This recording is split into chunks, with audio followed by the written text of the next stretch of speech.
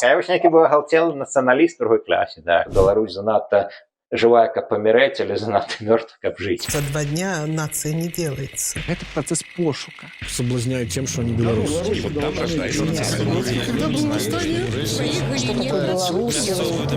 Честность – это не национальная идея. Працягваем шукаць, прамаўляць, намацаваць беларускую нацыянальную ідэю.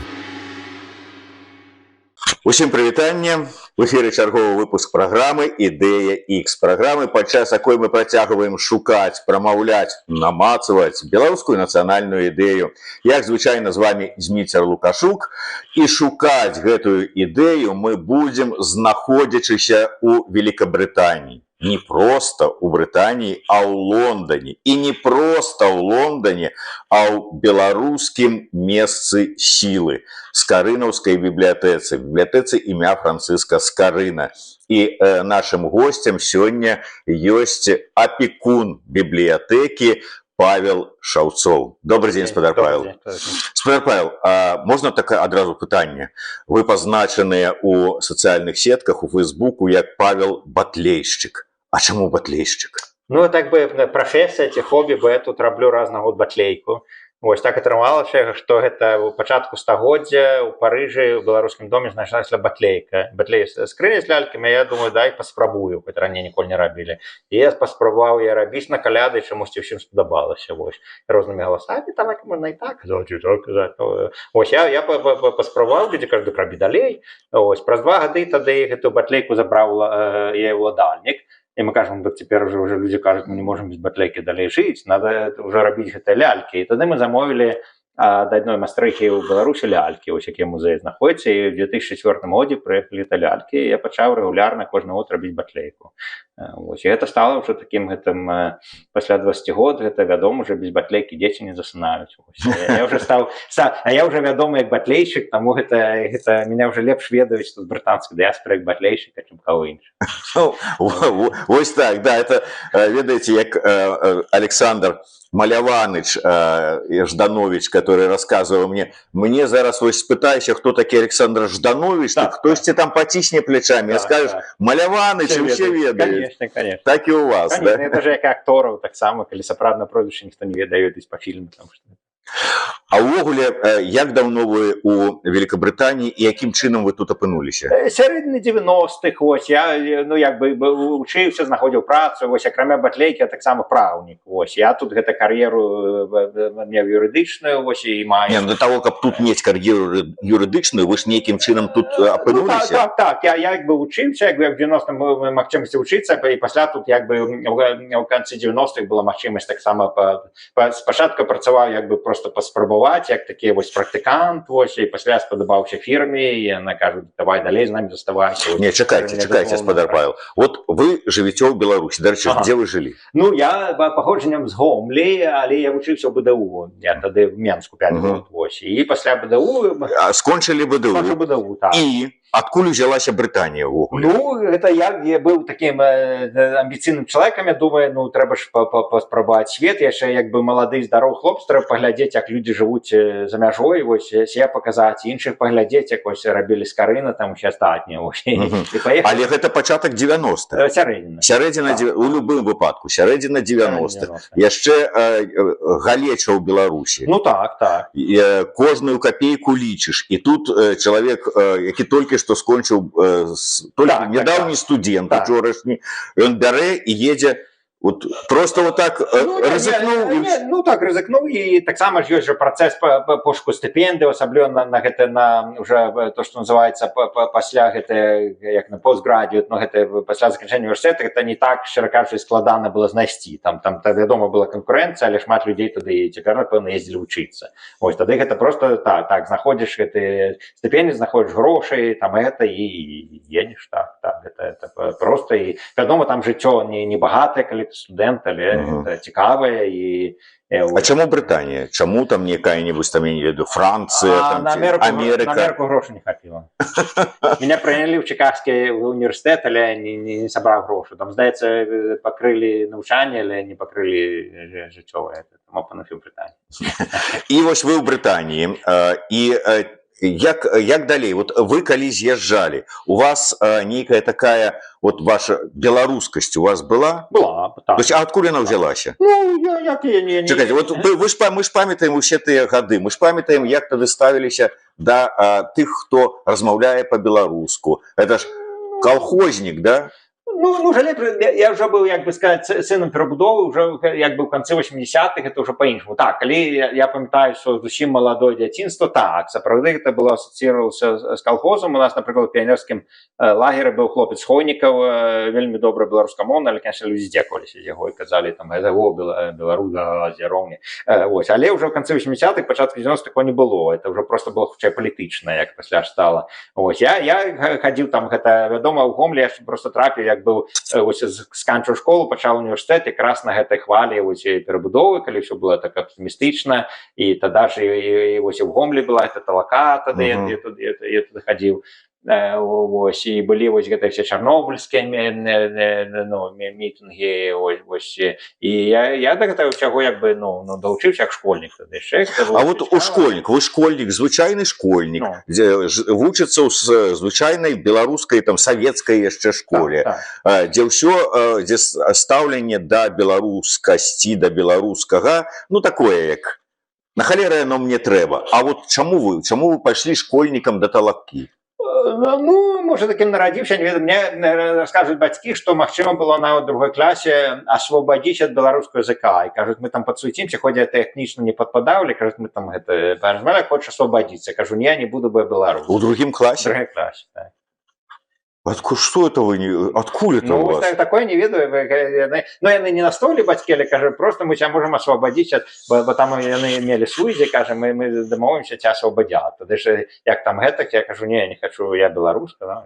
Вы мне патлумачце, мало того, что кожнае дзіцё, якое вучыцца, кому трэба хадзіць на школу, ему наадварот за шчасце, што яго адвольняць ад нейкіх урокаў, што яму не трэба будзе хадзіць, там замест 5 будзе 4 урокі, это ж клас. Я вось нейкі быў галтелы нацыяналіст в другой класе, так.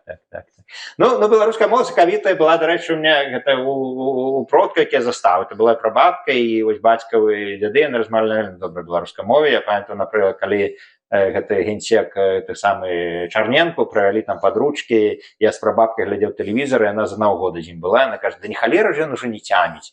Я думаю, вось такая прыгожая беларуская мова. Тады яна зразумеў, што я кажу, цяміць, гэта, напэўна, гэта я была сакавітая мова. Так што у меня як бы мова натуральная, не то, што была, ну, у меня частка сям'і была расейскамоўная, вядома, напрыклад, бацька перайшоў на расейскую мову, калі ўжо ён пераехаў з вёскі ў універсітэт гомельскі. Тады было трэба, 16 год ён пераключыў на расейскую мову, бо інакш так, ён быў дзяроўні, колхознікам, і до 16 год ён размаўляў по-беларуску, хадзіў у беларускую школу, усіх далей. Яго бацькі па маці на лініі, там было ўжо крыху па-іншаму, там расікацыя ще раней пачалася. Але гэта, то есть у меня як бы была, ну, беларуская мова, это была старая натуральная, так, она ассоциировалася з калгасам, але это я такой, скажем так, ну, як да калгаса асаблівай варожасці не мела, адзінае, я не любіў в аўтобусах ездзіць, бо меня вынітавала. Калі там было трэба, ёсць асацыяцыя. А так, это была шутка. Акрамя, што было в аўтобус ехаць, такім яшчэ львовскім, ведаеце, гэта старым. А так, да беларускай, я скажу, мне беларуская мова гэта падабалася, там з дзяцямі, ўсё. Ну, а калі прайшла гэтая перабудова, гэта, конечно, тады ўжо было багата, ну, тады разумееш, хто ты, што ты, тады людзі казалі, што ты ўжо беларускай стала праяўляцца ўжо як нацыянальна. То есть гэта лінгвістычная, этнічная была і раней, а такая ўжо палітычная. Гэта ўжо канца 80-х, так, калі людзі растлумачылі, што так, гэта была такая дзяржава, і у нас ёсць сцяг гістарычны, это як школьнік, это прызнаеш. Беларуская же, то есть бібліятэкі, это ж хопіць для беларусізацыі Беларусі хопіць аднаго выпуска школы, это ўсё. Так же было, як і Вільні выпусцілі там пасля, у пачатку 20 стагоддзя, пасля яны ще сталі дзячамі БНР, там падчас другого сусветна была некая беларуская адукацыя, ўжо людзі сталі за 3 гады. Это за мая пару гадоў, і школьнікі, это абсолютно. Наконт гэта аптымістычна. Там дайце там 5-10 гадоў, уся беларуская мова. дзеці ж гэта ўсё бяруць і гэта можна падаць. То есть уже в канцы 80-х не было асацыяцыі, наадварот это было уже такое больш прагрэсіўна, што мы ж бачылі, што сам бачу, што гэта літувісы робяць і латышы, гэта і вось і мы ж не дурнейшыя, яны там пра свае щось адраджэнне і мы павінны адраджацца, вось такое было, таму так, это было такое, ну і быў уже гэты гарбачоўскі аптымізм таксама, гэта ж пасля людзі ўжо, як вы кажаце, галеча прыйшла, тады ўжо людзі стала это як піраміда Маслоу, і калі, конечно, там есці няма чаго, то уже не думаеш там пра мову, як выжыць, і па разумерных прычынах вось як была гэта эканамічная разруха, тады людзі ўжо этот гарбачоўскі аптымізм прайшоў і ўсё гэта стала, што сталася. Але гэта ў канцы 80-х у большасці людзей быў гэты аптымізм, што будзе лепшыя часы, там гэта і гэта частка вось беларускага адраджэння была частка. То есть я трапіў на ту хвалю, так. І это вельмі тады людзі хацелі па-беларуску нават гэтыя там вершыкі вучыць школе, нават некаторыя спрабавалі перакладаць. Спадар Павел, вы вось прыгадалі гэтую сітуацыю, і мне яна падаецца, вот як вы патлумачыце, бацька ваш беларус, вучыўся ў беларускамоўнай школе, да 16 гадоў гаварыў па-руску, па-беларуску, потым паступіў, ну і каб нармальная гэта справа, трэба рабіць кар'еру, трэба вучыцца, трэба не быць калхазанам, усё такое. І вось чалавек, у якога потым нарадзіўся сын, які сам беларус, беларускамоўны, прынцыпе, ну, как бы ведае беларускую мову, і ён свайму сыну кажа: ёсць тут магчымасць падсуеціцца, давай я тебе ад вывучэння беларускай мовы адхілю, каб у цябе гэта ўвогуле і не было. Гэта такая беларуская традыцыя. Ёсць магчымасць неяк так вот кар'еру зрабіць, адмовіўшыся ад сваёй ідэнтычнасці, то нахрен нам надо эта ідэнтычнасць, пайшлі кар'еру рабіць. Ну, гэта так, беларусы прагматычныя людзі, як бы яны так, гэта зразумела, што адна з прычын, чаму беларускія школы не пайшлі моцна ў 90-м, што людзі казалі, што будзе далей, вось адвучыцца мой сын, і куды ён пойдзе, няма беларускамоўнай вышэйшай адукацыі, можа захочу ў Маскву паехаць, ці ў Санкт-Петербург. То есть, конечно, беларусы прагматыкі, это няма. Беларусы не фанаткі ў тым сэнсе. Гэта так, яны не будуць рызыкаваць сваёй кар'ерай ці там матэрыяльнымі гэтымі за ідэю. Гэта вельмі мала такі. З гэтым нічого не зробіць. То бок, умоўна кажучы, як мне некалі казаў, здаецца, Олег Трусаў, ён кажа, што вот калі мы пра мову, вот это пра перспектывы пачалі гаварыць, ён кажа, калі б у нас сапраўды закон аб мовах выконваўся і закон аб дзяржаўнай службе выконваўся, і патрабаванне, што чыноўнік павінен ведаць 2 мовы абавязкова, а не ведаеш ты беларускую, умоўна кажучы, то цябе не возьмуць працаваць у райвыканкам, то, говорит, любая мамка дзе-нибудь у вёсцы сваю дачушку гнала бы мокрымі анучамі вучыць беларускую мову, таму што цябе ж не возьмуць секретаркай у выканкам. Так. Ну, гэта ёсць. І таксама ось гэта было, ну, агульны такі больш-менш дабрабыт, бо, конечно, Беларусь па гістарычным прычынам гэта была па большасці часоў бедная краіна. І таму беларусы так прызвычаліся, што трэба хоць на нейкім узроўні выжываць, і для гэтага трэба як бы ціха сидзець, злівацца з бэкграундам і асабліва не ўсоўвацца, і калі там трэба для выжывання там размаўляць па-расейску, па-нямецку, па-польску, то размаўляць, каб выжыць. Это таксама гэта гістарычна, бо я ж зноў-такі веру ў гэту піраміду Маслоу, кажуць, калі это павінна быць нейкі ўзровень матэрыяльнага дабрабыту, тады людзі пачынаюць думаць пра правы чалавека, пра мову, пра там развіццё культуры. Але калі ця, груба кажучы, няма чаго есці, ты думаеш, што буду есці заўтра, тады у ця проста пытанні моў не паўстаюць. Ось, і тое сталася пачатку 90-х, бо просто настолькі развалілася эта постсавецкая эканоміка ва ўсіх постсавецкіх краінах, што людзям было не да гэта. Калі там заробкі ўдалі, там гэта абсалютна аб'ектыўна, і это не унікальная беларуская гэтае самае. Чаму немцаў здарыўся фашызм? Тое самае, была абсалютна разбураная краіна з інфляцыяй. Гэта і людзі просто хацелі, каб хоць нехта прыйшоў і зрабіў парадак. І таму гэта так бы не такая ненатуральная гэтая. То есть, калі для беларусаў будзе дабрабыт, то нават яны самі па сабе гэта задумаюцца.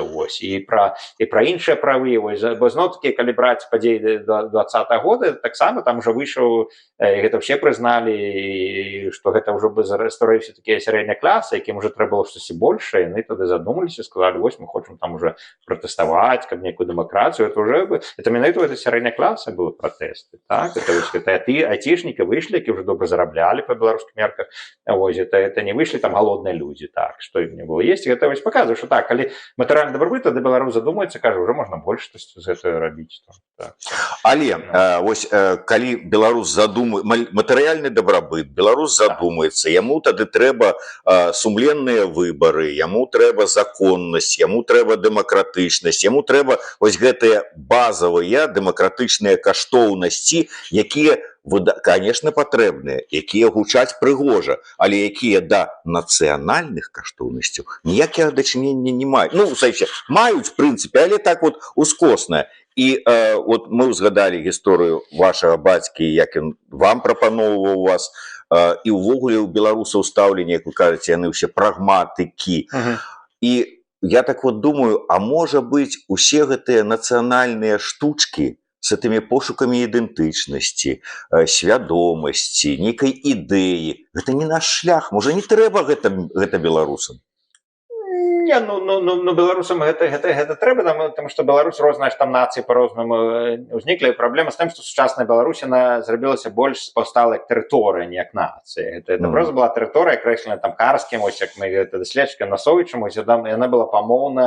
памоўна-тэрытарыальнаму прынцыпу. Это проста было расселенне народа, які гаворыць вось на гэтым на беларускім наречі. Вось по гэтаму поводу створацца Беларусь, яна была абвешчаная. То есть як бы там не існавала сучаснай нацыі, шчыра кажучы, там проста была акрэслена тэрыторыя, з якой было ствараць ўжо нацыю, так, сучасную з насельніцтва. Вось. І таму гэта была аб'ектыўная пазіцыя. Па-другое, беларусы былі вельмі, як я кажу, бедная эканамічная краіна, і беларусы былі вельмі неадукаваная краіна ў пачатку 20-го стагоддзя. Ось.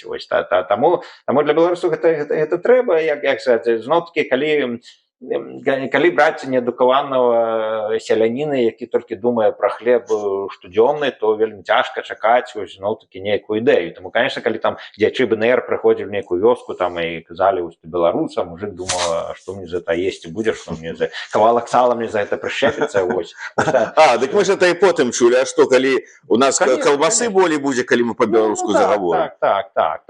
Таму але гэта трэба гэта напаўняць проста Беларусь месцам. І пасля ж Беларусь была гэта шмат канфесійнай краіны. Зноў-такі взяць тады было гэта былі габрэі, якія пасля халакосту эміграцыі не стала. Вось, але, напрыклад, больш адукаваных людзей былі якраз такі габрэі, калі паглядзець там кнігі пра гімназіі былі палоадукаваны. Пасля ж гэта была польская тады польскамоўная вялікая гэтая вось. А самі беларусы так, яны былі сяляне, іх трэба было вось сялянаў рабіць нацыю. Так, гэта просто так паўстала, што гэта былі ўмовы досыць неспрыяльныя, тым не менш беларусам пашанцавала вось, але беларусы вось і гэта ідэю так, гэта трэба напамінаць. Я б не сказаў, што гэта не трэба. То есть беларусы, як бы сказаць, яны вяртаюцца пасля стагоддзя вось тую пазіцыю, дзе яны былі на пачатку ВКЛ, так, да паланізацыі, што беларусы гэта як быў дамінуючы этнас, но пасля ён спаланізаваўся, зрусіфікаваўся, там збяднеў, шляхта адвалілася да палякаў, там, карацей, вось беларусы засталіся такой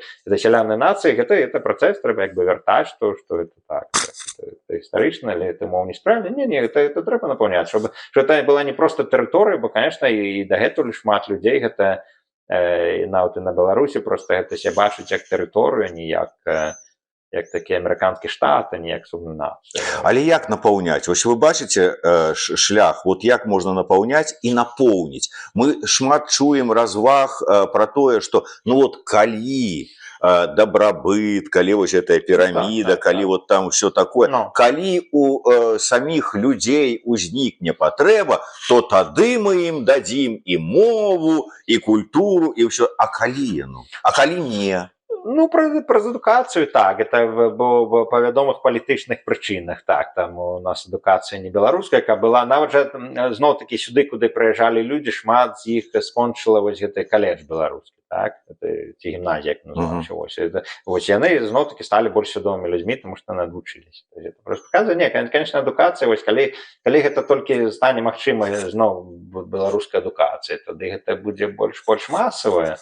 А пакуль так, бо чакаць цяпер, конечно, умовы неспрыяльныя, там умовы неспрыяльныя для станаўлення беларускай нацыі, але... То бок, умоўна кажучы, без падтрымкі, без ролі дзяржавы працэс гэты зварушыць з месца будзе складана. Ну, прынамсі, каб дзяржава гэта не ўмешвалася, бо беларусы, яны досыць творчыя людзі без дзяржавы. Гэта паказвае гэтае месца, гэта паказвае, колькі там з'явілася спачатку незалежных школаў і ўсё астатняе. То есть, як бы, прынамсі, хаця б дзяржава не перашкаджала. Так? Уже дапамагаць гэта наогул ідэальна. Але нешта б распачалося... Бо беларусы людзі вельмі крэатыўныя, вось гэтыя скарыны цяпер на эміграцыі, вось, і беларусы ствараюць, нават часам зашмат, калі падлічыць, колькі цяпер незалежных, там, напрыклад, даведства ёсць, колькі незалежных, там, гэта ўжо сярод дыаспоры. То есть беларусы адразу пачынаюць штось ствараць беларускае. Каб дзяржава, прынамсі, гэтаму не перашкаджала, гэта ўжо з'явілася. Ну, конечно, маруднее, чым калі Беларусь это хуткая беларусізацыя. Бо беларусы таксама, мне здаецца, яны крыху скептычныя, вось штось чымсьці накінутым, калі вось як Трушаў кажа, там трэба гэтае дзяржаўнае тое, беларусы, мне кажется, здаецца, таксама будуць яны крыху цынічныя наконт гэта. Яны скажуць, гэта що ж дзяржава навязвае, гэта ўсё ж павінна прыйсці знутры, а не так. Это вось калі так дазволяць, гэта вось беларуская настаўнікі патрыёты выхаваць настаўнікаў гэта ў школе, гэта ўсё распаўсюдзіцца і людзі будуць адчуваць гэтыя. Бо як все роўна ж адбылося шмат. Ну, хоць Беларусь не такая беларуская, як мы б хацелі, яна нашмат больш беларуская, чым яна была, напрыклад, у 89 годзе. Бо цяпер людзі рэальна сябе адчуваюць беларусамі. Так, некаторыя, можа, там лічаць, што яны нейкія там братэрскія з Расіі ці штось, але все роўна цяпер больш маладого пакалення ся лічаць беларусамі. Ось. А ў 89-м гэта не было. Это людзі маглі сказаць, ну так, я там жыву в СССР, але там савецкі, это вось гэта не стала. Все роўна ж моладзь яна ся лічыць беларусамі, што там расійскамоўнымі, можа, не такімі, як мы хацелі, але вось гэта то, што дзяржава існуе, то, што гэта ж сваё накладае. Это ж... І ў беларусаў вже не горшае. Розныя там, напрыклад, афрыканскія, азіяцкія краіны навогул былі штучна зробленыя. Взяць якую Нігерыю, дзе проста жылі 3 розныя нацыі, іх разам зляпілі і сказалі, што цяпер Нігерыя. Так? Але там за некалькі пакаленняў гэта ўжо людзі адчуваюцца такімі. Вось спачатку там была гэта грамадзянская вайна, бо там ніхто не хацеў разам жыць, але пасля як ўжо людзі нараджаюцца, ўжо становіцца у іх жа ментальна, што яны в этой краіне жывуць. І ў Беларусі гэта адбылося. Цяпер зусім іншы народ, чым гэта.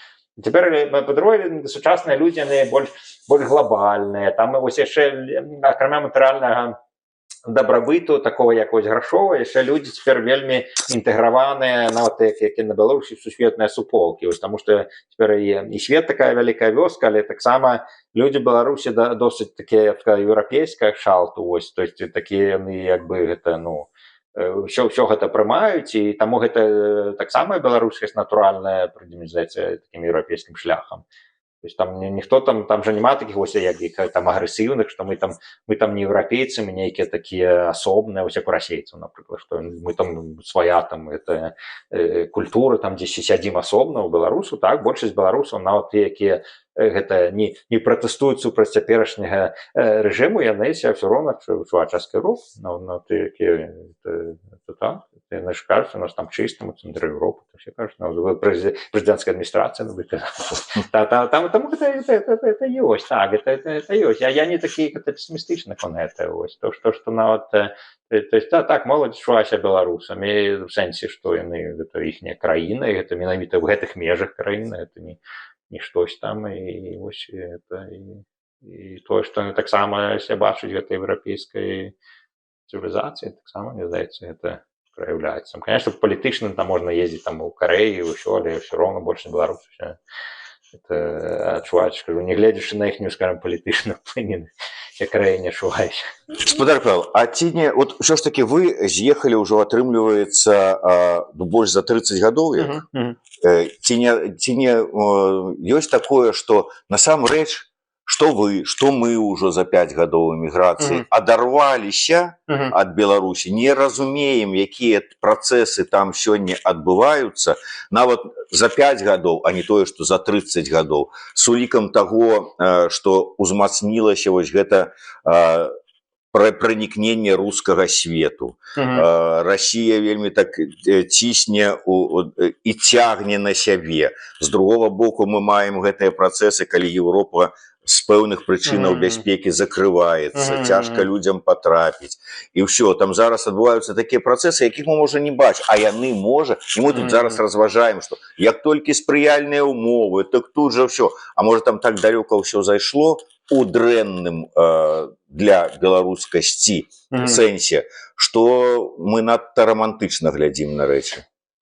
Не, ну, як тебе ж все одно мы отримали інформацію добру і там знайомих сімей і різних поколінь. Не, люди живуть, люди якби пристосовуються до умов. Наприклад, там некоторі з моєї молодої родні не хотіли в Європу їздити, їм тяжко їздити. Коли вони візу можуть отримати, тому так, вони їздили, наприклад, в Китай, вони їздили там в Дубай, бо це легче було, чим це, але тим не менш, коли б все было машиной, они бы поехали в Италию. Это просто так, их житё вымушае, что все равно не лишь, что там Китай им ближей за Италию. Они ближе в Италию, чем Голландии, просто это немагчыма теперь, потому что они не атрымаюць визу.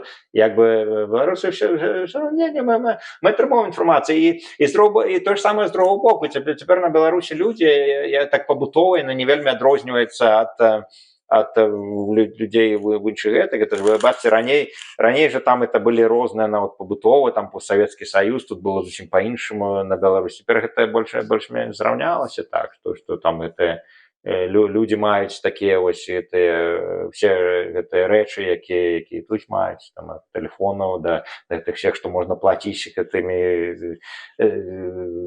криптокарэнсі. Як бы свет гэтаму раўняецца. Таму гэта уже бачите, я ж падарожнічаю по свету таксама ў іншыя краіны, нават досыць экзотычна. Там я быў і на Ближнем Усходе, і в Афрыцы. Уже такой нема, скажем так, экзотики, заляванасці. Там як бы прыязджаеш, уже разумееш, окей, гэта як бы крыху іншае, но нема такое, что так вау, гэта зусім як бы люди жывуць зусім не по-нашаму, як бы. Бо в принципе так размаўляеш, і люди то самае ведаюць, то, что и ты, яны як бы Facebook глядяць. І, то есть такого у меня адчування не было ні в Афрыцы, там, ні в арабскіх краінах, што я апынуўся як бы на другой планете. Раней сядалі людзі да каміна і казалі, я быў там у Намібіі, там навогул невядома што. Там прыязджаеш, ну так, там, скажем так, яны, напрыклад, бяднейшыя, чым Брытанія, но в принципе люди ведаюць больш-менш так хочуць жыць, як тут такой. То самае на Беларусі, як вось людзі себе там будуюць дома, куды яны хочуць ездзіць, гэта яны як бы хочуць рабіць, як і ўсе астатнія. Таму так, я не думаю, што там штось ідзе. То есть такія глобальныя працэсы абсалютна ёсць. Наконт ідэнтычнасці тут же яшчэ было складана, зноў-такі, таму што гэта стала ўсё глобальным. Тут же і на Захадзе як бы быў апошнія там 15 год уплыў менавіта не на нацыі, а ўжо на індывідуальныя правы, свою ідэнтычнасць, там розныя ці гендерная, іншая. І таму гэта таксама паўплывала, што таксама на Беларусі стала, уже сказали, больш ужо важна не якой ты нацыі, якой мовы, вось кім ты себе там адчуваеш, это, ну, там жанчыны ці мужиком. Вось это такое таксама паўплывала на Беларусі, можа гэта асабліва до 20-го года гэта было крыху бачна, бо там людзі таксама гэтымі ідэямі пранікаліся, казалі, окей, гэта все нацыі, гэта ўжо не так важна, як вось мои персанальныя там нейкія гэта ідэнтычныя моманты, вось. Але цяпер на Захадзе зноў-такі гэта вяртаецца як бы больш да нацый, тут больш нацыяналізма, і это таксама на Беларусь, мне здаецца. Бо это не, Беларусь ключ на глобальныя працэсы, і людзі там, это безумоўна.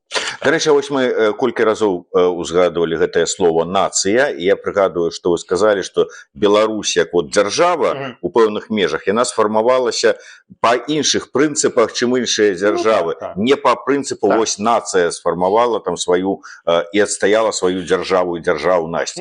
А на сённяшні дзень мы нарэшце сфармаваліся як нацыя ці не? Ну, часткова так, часткова просто вось людзі ўжо выраслі там, і адчуваць беларусамі, я про это ўжо казаў, так, і гэта зноў-такі по ўсяму свету, так, там вось гэта ў канцы, пачатку 90-х нацый, мне здаецца, па большасці не было, так, гэта па большасці это людзей былі постсавецкія людзі, якія невядома дзе апынуліся, якія ментальна ся адчувалі гэтымі жыхарамі гэтай вялікай краіны, якая там развалілася па кавалкам, цяпер яны жывуць на кімсьці кавалкі, якія там грошы скончыліся. Ось, такое это было такое адчуванне, што цяпер людзі, нават якія працуюць маладыя на адміністрацыю прэзідэнта, яны абсалютна ўсе сябе лічаць беларусамі.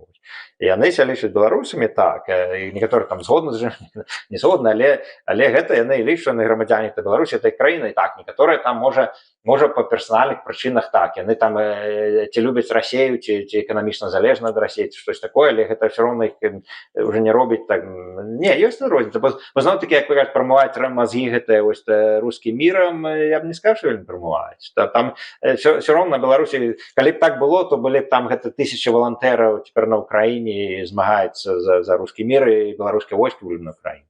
Уже справа, чаму не пішло беларускае войска дапамагаць на Ўкраіне, таму што там было вельмі мала ахвотна гэта рабіць, якой бы іх палітычнай пазіцыі не было, але рускі мір быў не іх, не. І это не беларуская ідэя, рускі мір это абсолютно беларуская ідэя, это ж супрацьлегла. Вось менавіта это галоўная адна з розніц паміж расейцамі і беларусамі. Для расейцаў абсолютно важная вось гэта геапалітычная прысутнасць, гэта адчуванне сябе вялікай нацыі, хоць там ты будзеш там без штаноў ці з дзіркай на задніцы, так? А ў беларусаў это абсолютно адварот. То есть беларус галоўна, каб у яго была там ціхая свою там дачку будаваў, вось там паціху там штось рабіў, але якое што там урад робіць, как галоўна. То есть у беларусаў вось ёсць мой двор, таму гэта праблема. Але то есть беларусы так, яны неспрыяльныя на тыя ідэі таксама. Не, беларусы ж на гэта не паддаюцца. Беларусаў уже камуністаў было мала спачатку, калі гэта там былі чыгуначнікі, сяляне абсолютно на гэта.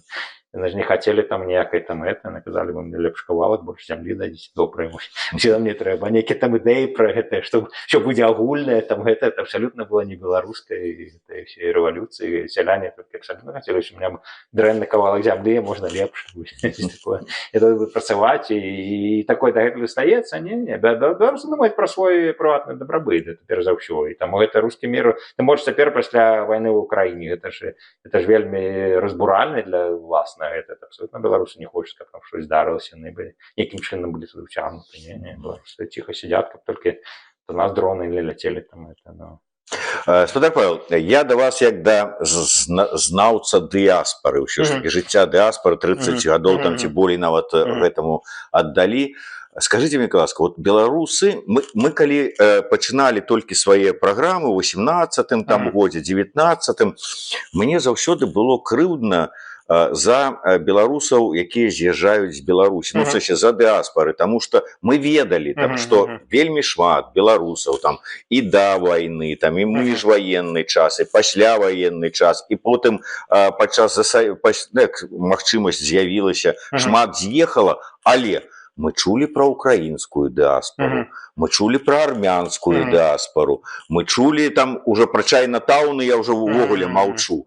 А про беларускую дыаспору мы нідзе нічога не чулі. Вот все, што мы чулі, жывучы там у Беларусі, гэта тое, што ёсць Рада БНР у Канадзе, раз на год на 25 сакавіка Івонка Сурвіла там выступае з нейкай там прамовай, якую хтосьці пачуе, хтосьці не пачуе. Ну і ўсё. Ну вот у Нью-Йорку там ёсць царква, там каля яе там Зянон Пазняк, вот ужо там 30 гадоў таксама там нешта там. І ўсё, і больш нідзе беларусаў няма. То есть мы ведаем, што беларусаў з'ехала шмат, але дыаспары няма. І то есть такое, і мы тады яшчэ разважалі і казалі, беларусы вельмі добра умеюць асімілявацца. То бок беларус з'ехаў, і праз там колькі часу, вельмі не шмат, ужо не беларус знік. Зато з'явіўся новы паляк, новы немец, новы амерыканец, новы брытанец і ўсё такое. Раптам у 20-м годзе, менавіта ў 20-м, чамусьці не ў 6-м, не ў 10-м, а ў 20-м годзе па ўсім свеце беларусы раптам там здёрлі з сябе гэтую наросшую скуру там амерыканца, канадыйца, там ці яшчэ каго, і сказалі, не мы беларусы. Чаму? І ці было так у Брытаніі? Ну, было таксама па некалькіх прычынах. Некаторыя былі як бы практычныя прычыны, што нават людзі, які тут працавалі, не асабліва адчувалі дыяспору. Яны хутчэй былі такія, як кажуць, гастарбайтары, яны проста працавалі тут, але ездзілі на лета на Беларусь. Ось такая першая прычына. Яны казалі, навошта мне тут да чагосьці далучацца, і так езджу на Беларусь. Бо 20-го дажуць гэта было лягчэй, яны як бы тут грошы зараблялі, ось такое было. Навогул больш глобальна, канешне, ну, это што залежыць, як эта дыаспора фармуецца, з якіх людзей. Бо, канешне, калі прыязджаюць вядомыя людзі, гэта адно, калі прыязджаюць проста не, ну, людзі, якія сёння вельмі лічаць беларусамі, то зусім іншае. Адкуль яны возьмуцца свядомыя? Ну, такіх як вы, колькі ў Беларусі было у тыя ж і ў 90-е, і ў нулявыя, і ў 10-е? Ну, дастаткова, каб вось тут кіраваць. Гэта ж цяпер вось Рада Пекунова і ўсе валантэры, яны сюды прыехалі ў асноўным 90-е годы. Ну, хапанне, ну, шмат, конечно, хацелася б па большасці, але і з тымі людзьмі, якія былі, тыя штось дасягнулі, то есть немало, ну, як была Беларусь, конечно, дыяспора слабая, гэта па зразумелых прычынах. Першая Беларусь ніколі не дыяспора была, ну, такі эканамічна глядзець, ніколі не была заможна дыяспора. Не армянская, там, не габрэйская, вось. Яна была гэта адносна мала людзей, якія адносна мала зараблялі агулам.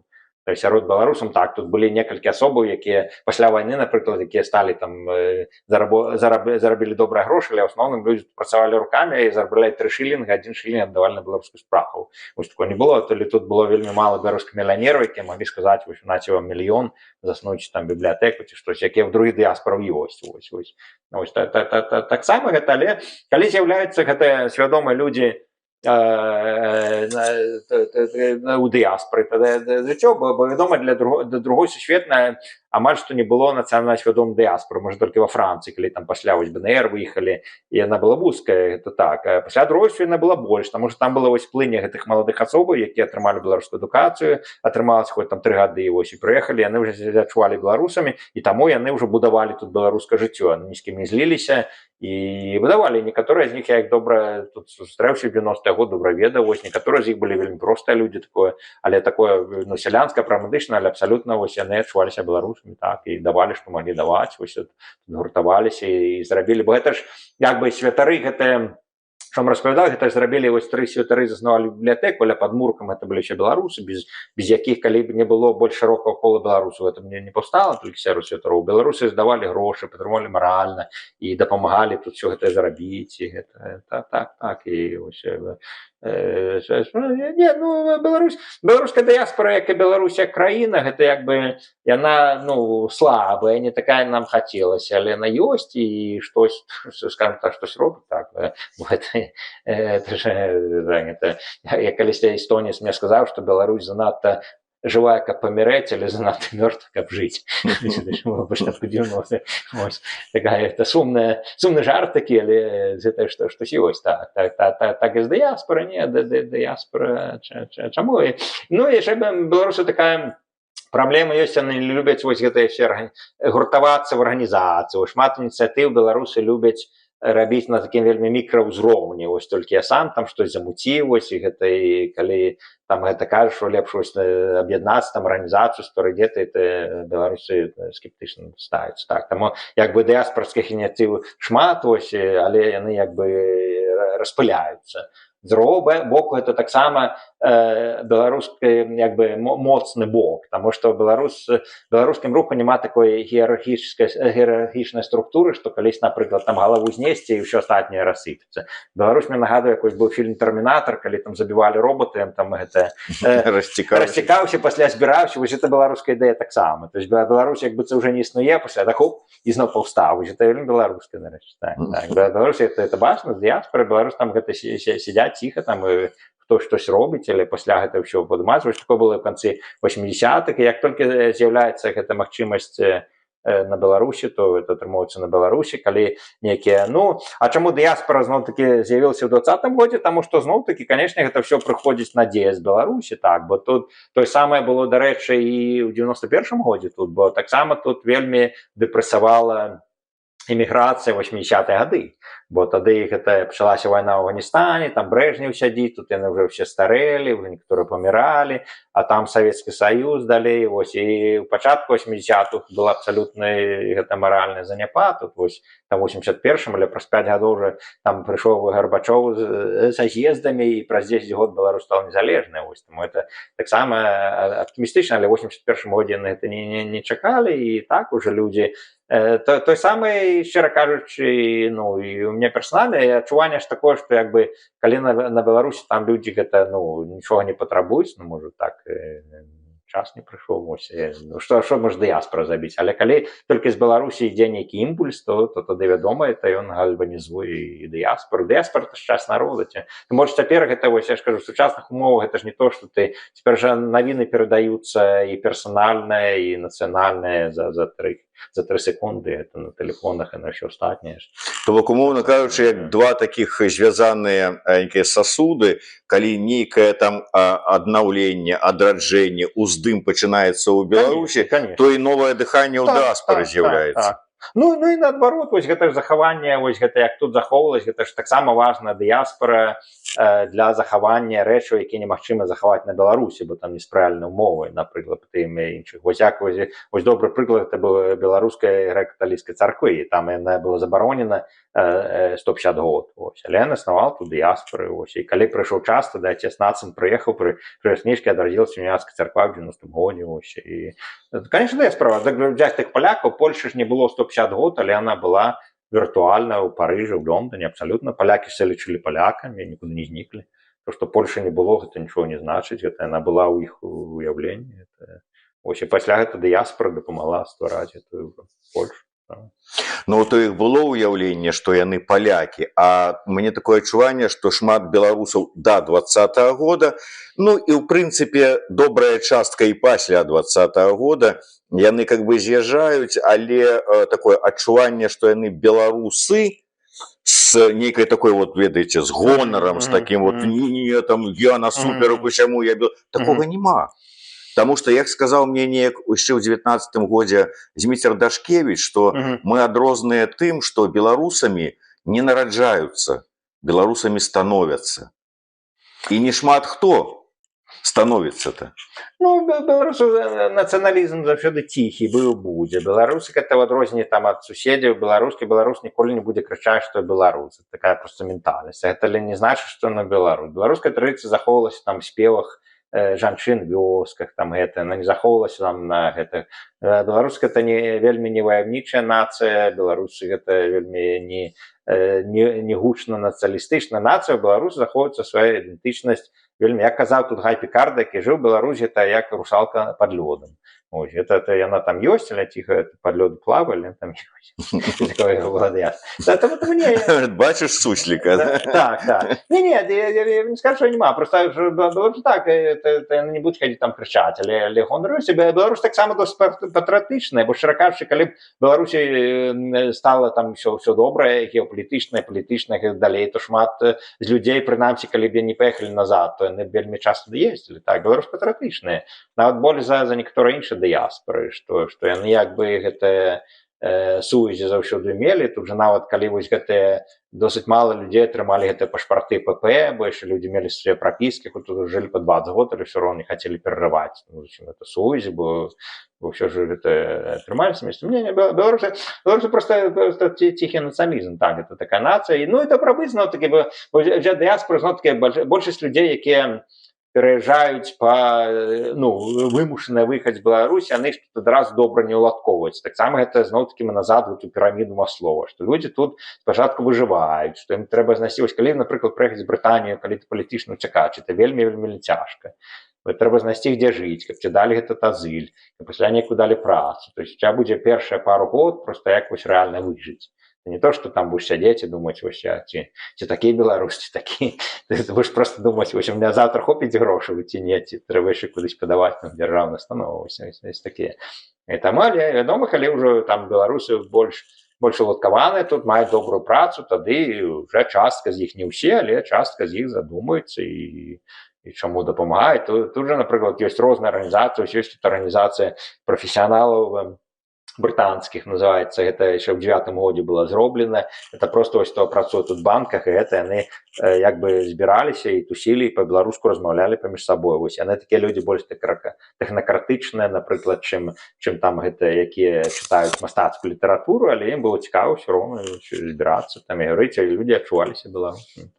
Так. Не адчуваць, з беларусамі, бо праблема так, што з беларусаў ўсё параўноўваецца гэта з суседзямі, шмат у якіх вельмі такі гучны, скажем, у некаторых нават агрэсіўны нацыяналізм. Беларусь это просто ніколі не будзе так. Беларусь ёсць ідэнтычнасць, але гэтая ціхая. З аднаго боку это як бы беларусы закон гэтага выжывалі, бо калі беларусы гэта былі больш галову падымалі, гэтую галаву заўсёды сціналі. Таму беларусы заўсёды калі неправільныя геапалітычныя умовы, на проста ціха сядзяць, пакуль мо не палепшыцца.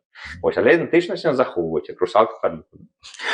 З іншага боку, як это сказаў адзін з гісторыкаў, Павел Церашкович, он сказаў, што у беларусаў ёсць такая рыса, ці як это, у іх абраная ідэнтычнасць, што беларусы да пэўнага часу, ну вот яны как бы не робяць нейкіх высноваў, а потым сядзяць і вырашаюць для сябе, кім яму лепей быць. Хтосьці, як у братоў Івановскіх, становіцца там літоўцам, хтосьці палякам, хтосьці там рускім, а хтосьці по астатачнаму прынцыпу, да, беларусам застаецца. То бок яно і па-ранейшаму, як вы лічыце, вот гэты ёсць у нас?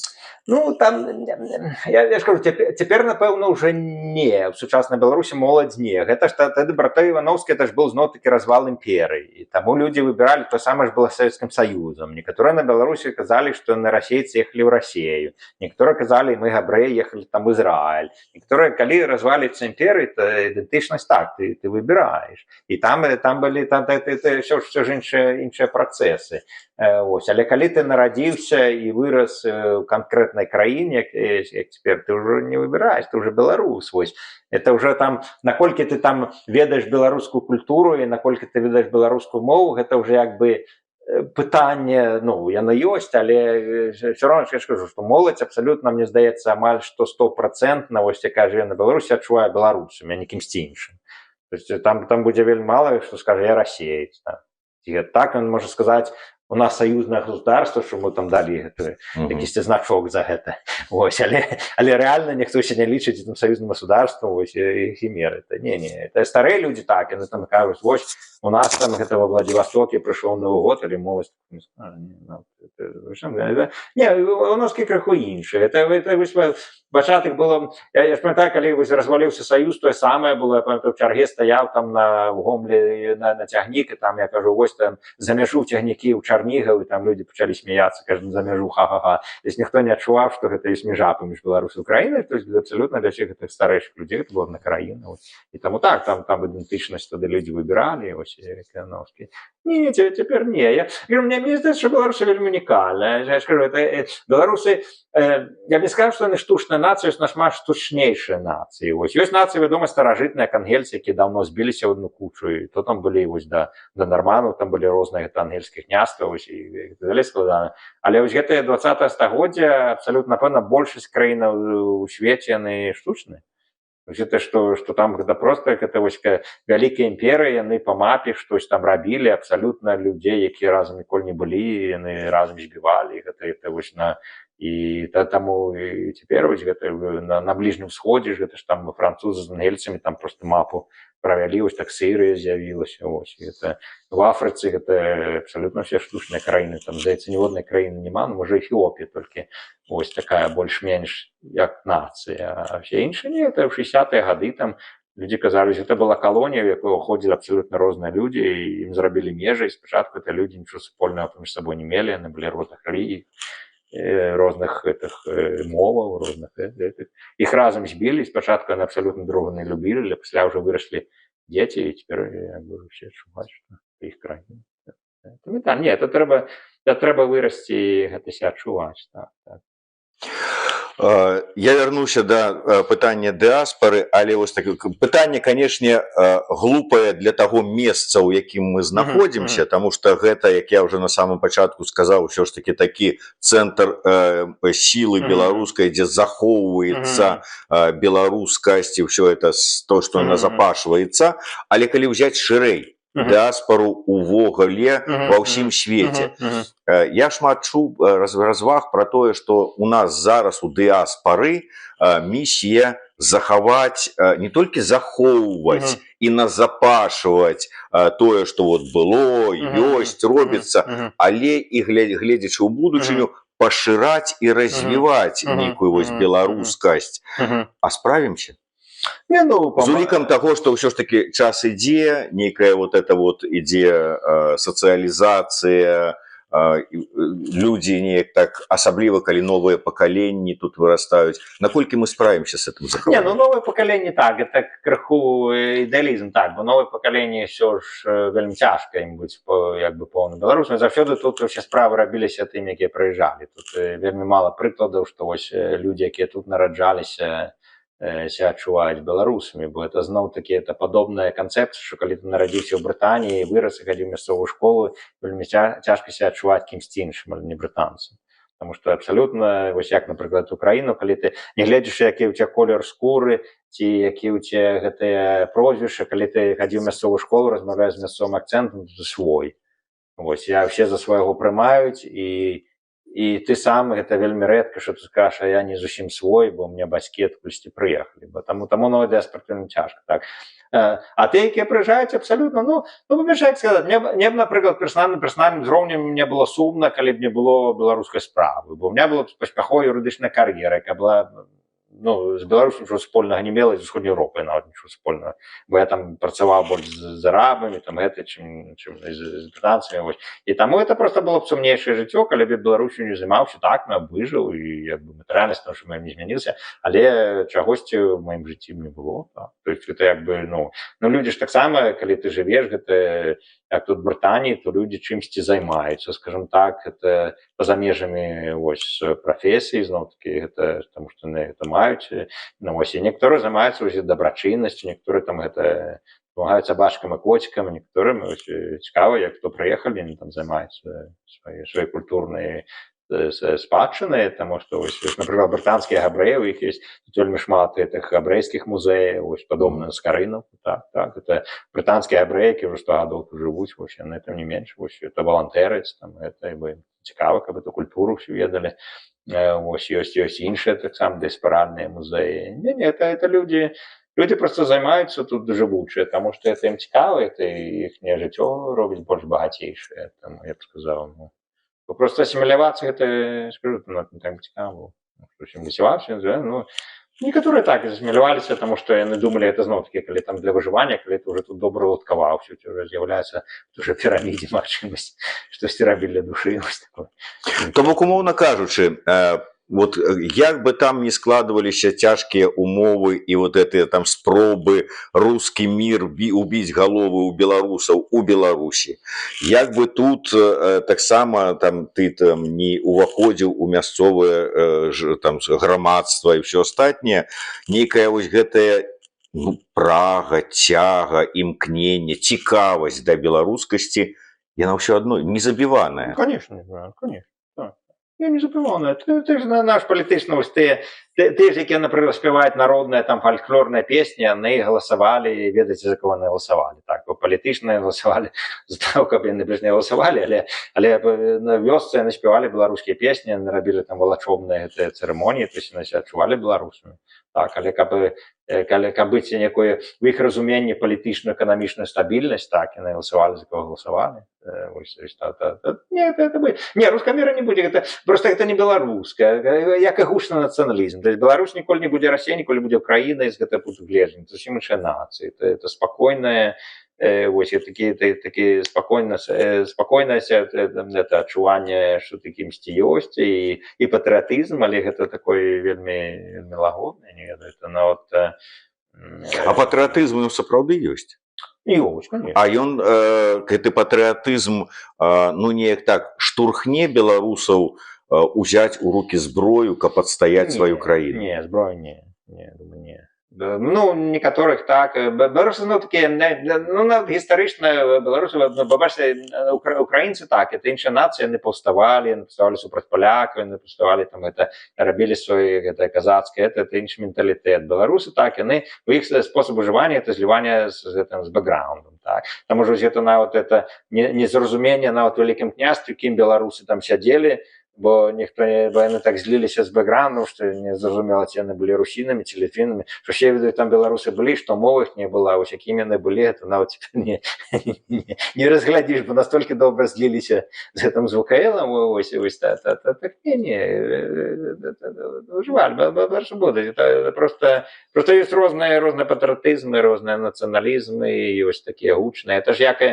і рэлігійнасць таксама, у беларусаў уже рэлігійнасць досыць такая не показная. Вось у некаторых суседзяў так яны там любяць гэта вось, ну, такія ўсё публічнае, у беларусаў такая хутчэй заходнееўрапейская, што гэта так, гэта моя рэлігійнасць, моя прыватная справа. Не, ну слухайте, вы так описываете, что такое, и патриотизм у них некий такі вот вельмі...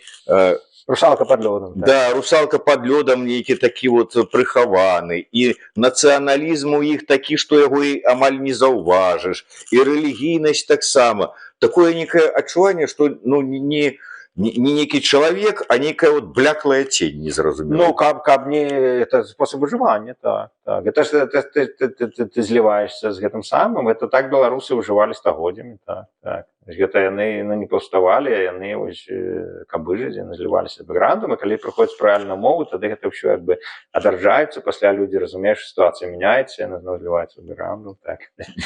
Яны заходзяць ідэнтычнасць, але гэта... Як это, по-моему, што у Абдзіраловіча так і напісана, мерцаючая ідэнтычнасць, да? Так. Ну, не трэба прыхованая, так. Прыхованая, каб нікога не раздражняць. Вось, калі там ёсць агрэсіўныя суседзі, ці ёсць неспрыяльная гэтая сітуацыя ў самой краіне, калі тебе за гэта могуць штосьці дрэннае зрабіць, ці ты можаш матэрыяльны свой дабрабыт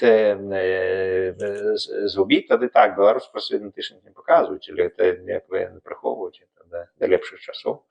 Вось ён у хаце, ў скарбонцы там ляжыць, гэта ідэнтычнасць, але каб нікога не раздражняць, бо зноў-такі, калі ў 20 годзе, зноў прагматычна, бо калі штось паўсталіся зброю ў 20 годзе, тады верагодна, што прыйшла б Росгвардыя, вось і ўсё знішчыла. То есть там гэта ж, вось, таму у беларусаў гэта генетычнае, што так, окей, мы цяпер не пераможам, таму трэба разыходзіцца па хатах, чакаць наступна. Да, чакаць. Так, мы тут заговорили по-беларуску, а что-то тут начинаются погрозы, поэтому мы переходим зноў на русскую. Так. Не, абсолютно, бо там же, чаму ж, калі дазваляюць, гэта дазваляць, размаўляць, а пасля людзі гэта, ну... Так, прыхоўваць это ўсё.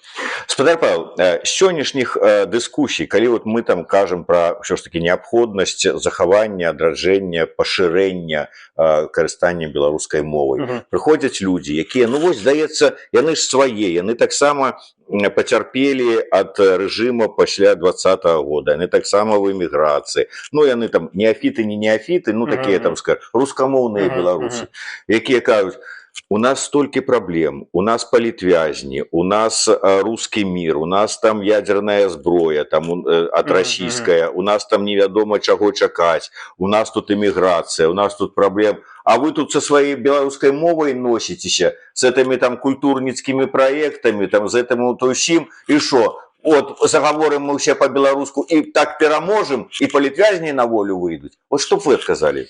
Ну, тут некалькі момантаў. Па-першае, мы гаворым, што беларуская нацыя паўстала на падставе лінгвістычных межаў, што каб не было моў, не было бы Беларусі. Бо адрозненне ад Брытаніі, вакол Беларусі няма марэй, ці там гор, ці штось такое, што абсалютна было выкрэсленая Беларусь па моўнаму прынцыпу. Таму гэта як бы нацыя ўзнікла з мовы.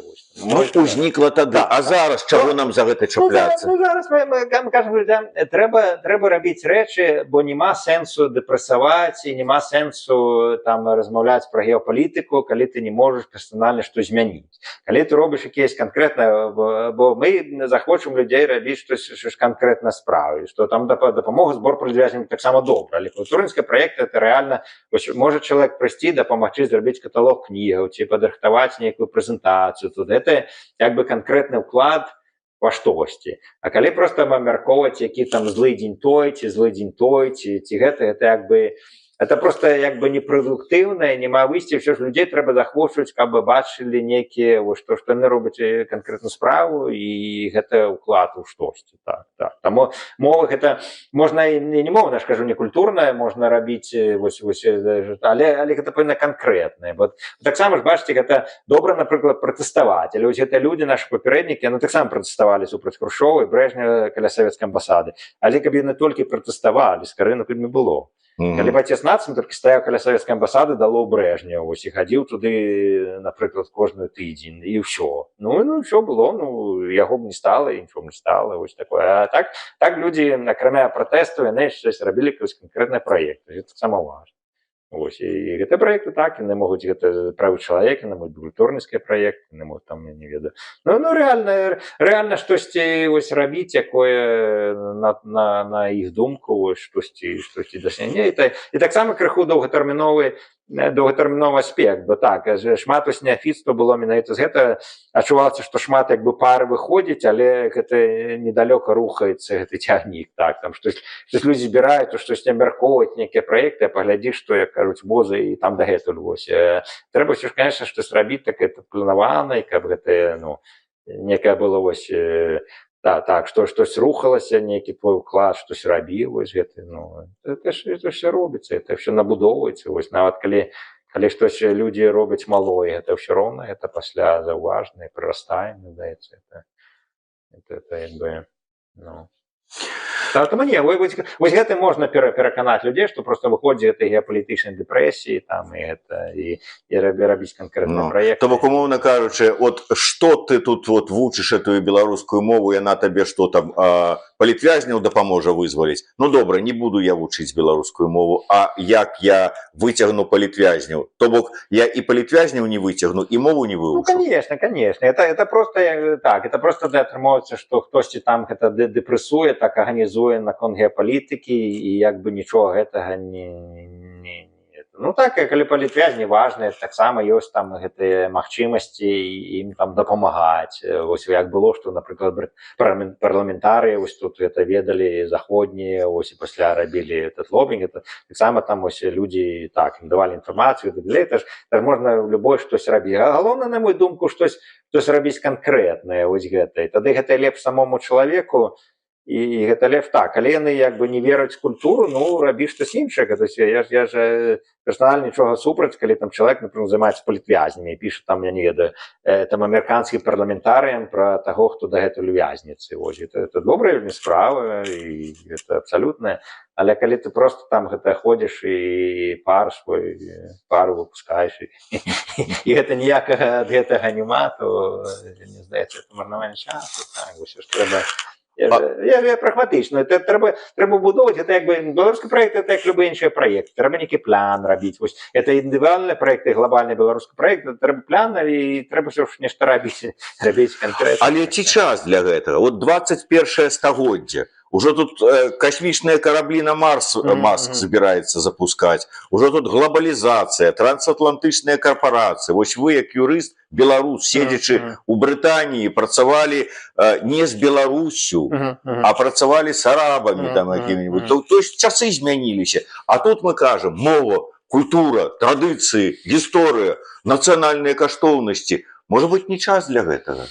Хаваемся за імі, там нейкія караблі лятуць, а мы тут зато па-беларуску. Наоборот, може, сучасні технології вживати. По-перше, Іскарина там ховався в Італії, в Празі, так брати. Ні, сучасні технології, наоборот, же ось допомагають. Це просто, тепер ось і то, що люди роблять онлайн білоруське, це нашмат легче і популярними методиками. Бо, знову-таки, коли там захватить молодь, це треба, щоб на всіх цих платформах було щось білоруське, на тиктоках. Ось ці технології. На то, що кораблі літають, я ж кажу, тут ось худший больш, про што я ўжо казаў, што быў такі уплыў, но он уже скончыўся, на мою думку, што вось менавіта больш важна, вось гэта былі пытанні расавыя, гендерныя, там, сексуальнай ідэнтычнасці, вось яны як бы некаторы час за сабой гэтае нацыянальнае як бы закрылі, што для людзей вось гэтыя пытанні сталі важныя, прынамсі на захадзе, вось, а ўжо там гэтыя все нацыі, вось нават калі там з заходнікамі размаўляеш, так, для іх бы гэтыя пытанні былі важныя, чым, напрыклад, беларускае раджэнне. Але гэта цяпер змянілася на захадзе, таксама, бо цяпер мы бачым больш такого нацыянальнага патрыятызма і ў шмат якіх краінах і, скажем так, нацыяналізма, вось. І таксама той ж захад ужо разумее больш беларусаў, бо зноў-такі тое ж самае, калі вось гэтыя нават на беларускія праекты раней было складаней, вось і там і гранты якісь атрымаць, бо зноў-такі у заходнікаў уже такое была, якая розніца там мовы, вось. Але гэта зноў-такі вайна ва ўкраіне гэта показала, што чым гэта лепшая ідэнтычнасць, тым менш праблемаў. Вось, в той частцы Украіны, вось, гэта, і таму гэта і заходнікі себе разумеюць вось пра Беларусь, што гэта вельмі важна, што гэта не толькі там пытанне, ці ёсць там гэты добры закон пра дэмакратыю, але таксама вось гэта, што гэта частка, гэта ўжо все разумеюць. Так. Там не, цяпер вось гэта крыху назад адкінуўся, і вось гэтае пытанне этнічна-нацыянальна это вельмі важна. І гэта ёсць. Ну и на завершение, спадар Павел, одно пытанне такое агульное. Скажите, вот вы не думаете ўсё ж таки, что вот мы тут назапашиваем, вот тут вот безліч каштоўных матэрыялаў знаходзіцца ў Скарынаўскай бібліятэцы, у яе архівах і ўсё такое. І мы так думаем, что штосьці з таго, што тут назапасілася у пэўны час, мы вот тут вот так вот возьмем і прынясём Беларусь, беларусу, мы скажем, наце, карыстайцеся. Там ўсё тое, што робяць просто там людзі, там культурныя дзеячы, там навукоўцы, там ці яшчэ што тыя, хто апынуўся в эміграцыі, яны ўсё адно думаюць, што мы гэта будзем рабіць, што яно спатрэбіцца некалі Беларусі. Мы вот тут з вами сядзім, фармулюем нацыянальную ідэю, якую, як мы думаем, спатрэбіцца беларусам. І пэўны час мы такія з усім гэтым скарбам прыходзім да мяжы. Беларусь, калі там муры рухнуць, усё будзе гатовае, і мы такія, вось вам скарбы Скарынаўкі, вот от нас с Павлом вам нацыянальная ідэя. А беларусы з таго боку такія стаяць, такія, ведаеце што, у нас тут і скарбаў сваіх, і нацыянальных ідэй сваіх, і розных музыкаў, якія тут альбомаў понапісалі. Так што, Вольскі, ты со сваім альбомам «Эмігранты 3.0» уже знаешь што. Вот. І ты, Лябедька, со сваім праектам Конституцыі 3 ужо. Вы нам не трэба. У нас во свайго. Дзе вы там фармулявалі з Павлом сваю нацыянальную ідэю? У Лондоне? Ось ідзіце. І што хочаце там у Лондоне з ёй рабіце. Может такое быть? Ну, не, по-перше, вы кажется, про будущее уже это вот приклад, например, этой Галины Казимировской, так? Это же уже Куликович, он, это же не то, что в будущем Куликович приедет куда-то до Беларуси, Куликович уже намаганиями Галины приехал, так? Куликович, она уже это архив зробила, она его переклала на музыку. Куликович теперь доступный для белорусов. Накольки людей в Беларуси слухает Куликовича про VPN, я не ведаю, але докладно хтосьці слухае. Так? Я ўпэўнены, што людзі, вось то, што там Галіна запампавала, хтосьці Куліковіча слухае пра VPN, просто паэта, конечно, нікому не кажа. Вось. І таму тое самае людзі глядзяць з Беларусі падкасты, калі гэта бяспечна. Людзі, гэта прасочваецца. Так. Таму це ж не то, што там в будучым штосьці прыедзе. Гэта ўжо едзе. Я ж кажу, як бібліятэка тут яна актыўна даследуецца. Вось, напрыклад, перавыданне гэтай экспедыцыі Вацлава Ластовскага, вось ён тут стаіць, зноў такі гэта пакажу. Гэта вось была экспедыцыя пасля гэта расстрэлу Ластовскага, якую мы перавыдалі. І так само это кнігі так, я не ведаю, наколькі яна на Беларусі гэта магчымая дастаць или не, там гэта просто суперскія вось фотаздымкі, якія былі зроблены 20-е годы 20-го стагоддзя, вось гэтым Вацлавам Ластовскім на Меншыне Гомельшыне. Вось это канкрэтны праект Скарынаўкі, які вось был, у нас ёсць арыгінал гэтага выдання, вось, а тут мы яго выдалі, каб людзі просто бачылі. Это вось жыццё дэкалектывізацыі. То есть фактычна вось беларускае жыццё, беларуская строй, беларуская церква дэкалектывізацыя яшчэ да сталінская, вось. І таму я ўпэўнены, што на Беларусі таксама хтосьці можа мае гэтую кнігу в такім гэтым арыгінале, хтосьці можа бачыў онлайн, але гэта ўжо прасочваецца. Таму не, гэта як бы ўсё ідзе. Не, такого не будзе, штосьці, што калі так можа рухнуць і штосьці там так прыедзе оптам туды. Это просто такое прасачванне, ідзе. І трэба, вядома, шляхі камунікацыі, бо цяпер праблема ў гэтым свеце, што цяпер няма як бы цэнтральнай тэлевізіі ці цэнтральнай газеты, што ўсе беларусы глядзяць. Таму там час, напрыклад, шмат шмат там на Фейсбуку, але пасля людям кажаце, вы ведаеце, што маладзейшыя да 45 гадоў ніхто Фейсбук не глядзіць. То есть вы можете што хочаце для маладых пісаць на Фейсбуке, но яны просто з Фейсбукам не карыстаюцца. І таму вось гэта трэба разумець, што гэта як бы да беларуса можна данесці, але трэба данасіць спосабам, які будзе зразумелыя. І таму нейкую там тыктокаўскую праграму гэта будзе заўважнае там і гэта, але это так павінна, каб 17-гадоваму беларусу, які жыве на Беларусі, штось данесці, это данесці спосабамі, што гэты чалавек данесецца. Таму мне, напрыклад, падабаюцца вось гэтыя ролікі розных стіляў пра гісторыю, і гэта, што гэтыя мелказёраў, я кажу, царства нябеснае, што вельмі добра ён рабіў такім в іншым стылі, каб для розных гэтых катэгорый людзей, каб это не толькі быў акадэмічны стыль, больш маладзёвы стыль, там зусім маладзёвы, гэта вось гэтым трэба, так. Ну так, да, і такога... Але даносіцца, в сучасным свеце штось схаваць, гэта маш немагчыма. Гэта свет, я ж кажу, стаў абсалютная глобальная вёска. Но я там не быў Паўночнай Карэі, можа, там няма інтэрнэту. Но вось там, дзе я быў, там свет уже, в прынцыпе, людзі ведаюць па большасці і цікавяцца тым, што людзі цікавяцца паўсюль. Вось такога, ведаеце, няма такого шакуючага гэта, што кудысь прыязджаеш, і там людзі жывуць як на Луне. Там все так, яны ж, в прынцыпе, тыя ж навіны чытаюць. Так, інтэрпрэтацыя можа быць розная. Там можа быць прапаганда, што вось той же самы факт, ён будзе па-іншаму інтэрпрэсавацца. Але факт дзе вядомы, так. Ну так, вы супакоілі. У любым выпадку, як бы там ні складалася, што б ні было, але будзем прасачвацца. І вот давайте зараз тую нацыянальную ідэю ад Паўла Шаўцова, якая прасочыцца таксама разам з усім астатнім скарбам. Нацыянальная ідэя ад вас якая? Вось напаўняць, будаваць нацыю на тэрыторыі, мне здаецца, гэты праект, ён працягваецца, так. Вось гэта, чтоб людзі себя адчувалі больш нацыі, а не тэрытарнай прыналежнасцю, мне здаецца, вось гэта. Можа, это такі не самы цікавы гэта. Але, то бок, нацыянальная ідэя прыблізна гучыць так: збудуем нацыю на тэрыторыі. Ну, так. Каб людзі вось выходзілі, і гэта як бы, я ж кажу, я больш аптымістычна гляджу, што гэта як бы робіцца, но хацелось бы гэта, каб рабілася яшчэ хутчэй, і так, каб людзі сапраўды не адчувалі, што яны жывуць толькі на тэрыторыі Беларусі, а адчувалі, ці яны маюць беларускі пашпарт, адчувалі себя беларусамі. Прыналежнасць, ну так, это вось прыналежнасць да культуры, да мовы. Я ж кажу, у меня няма сумнення, што беларусы, якія маюць беларускі пашпарт, адчуваюць себя беларусамі, ці якія... Але так, у іх, магчыма, далёка не ўсіх ёсць прыналежнасць да культуры, да мовы. Так. Это, як сказаць, пераходзіць гэта паспартнага, тэрытарыяльнага да моўна-этнічнага, скажем так. Карацей кажучы, зробім гэту зямлю нашай беларусай. Так, конечно. А магчымасць для гэта ёсць. Раней людзі на дах залазілі, каб там голас Амерыкі паслухаць. Так, таму гэта ж і людзі заўсёды хацелі на Беларусі слухаць, і гэта, і калі толькі таму не, то, што мы робім на захадзе, я думаю, людзі там слухаць, потому што пра гэта не кажуць.